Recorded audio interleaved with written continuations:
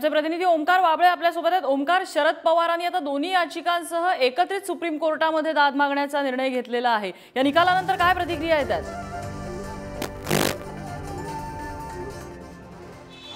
मी आता सिल्वर ओकच्या बाहेर उभा आहे। अजून इथे कार्यकर्ते जमायला तरी सुरुवात झालेली नाहीये। संपूर्ण सिल्वर ओकचा परिसर आता एकदम शांत आणि मोकळा तुम्हाला दिसत असेल। पण सगळ्यात महत्त्वाचं म्हणजे शरद पवारांच्या विरोधात हा संपूर्ण निर्णय आल्यानंतर आताच्या घडीला जयंत पाटील आणि शरद पवार हे दोघेही या सिल्वर ओकवरती यांची खलबतं सुरू झाली आणि सर्वोच्च न्यायालयामध्ये दोन्ही याचिका क्लब करून दिल्या जाण्यात असं आता समोर येत आहे। थोड्याच वेळात जितेंद्र आव्हाड इथे पोहोचतील। सुप्रिया सुळे खरं तर कार्यक्रमानिमित्त बाहेर होत्या, त्या पण रात्रीपर्यंत इथे येतील।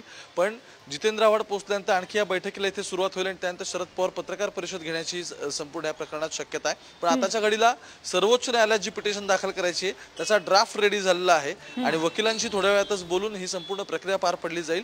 आणि एकीकडे डिस्क्वालिफिकेशनची पिटिशन या सगळ्या संदर्भात आली आहे ती, आणि दुसरी सगळ्यात महत्त्वाचं म्हणजे आता राजकीय पक्षासंदर्भातली अशा दोन्ही पिटिशन त्या क्लब केल्या जातील आणि त्या क्लब करूनच सर्वोच्च न्यायालयात। ओमकार, तू म्हणतोस ड्राफ्ट रेडी आहे म्हणजे निकालाचं वाचन पूर्ण होऊन जेमतेम 20 मिनिटं आलेली आहेत आणि तेवढाच हा ड्राफ्ट रेडी आहे म्हणजे शरद पवार गटाला कल्पना होती असा काहीसा निकाल येईल?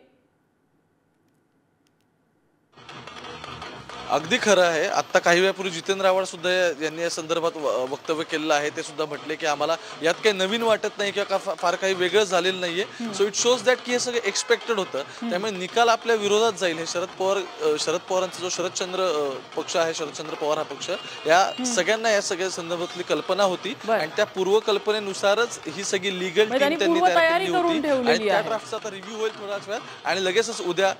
अगदी खरं।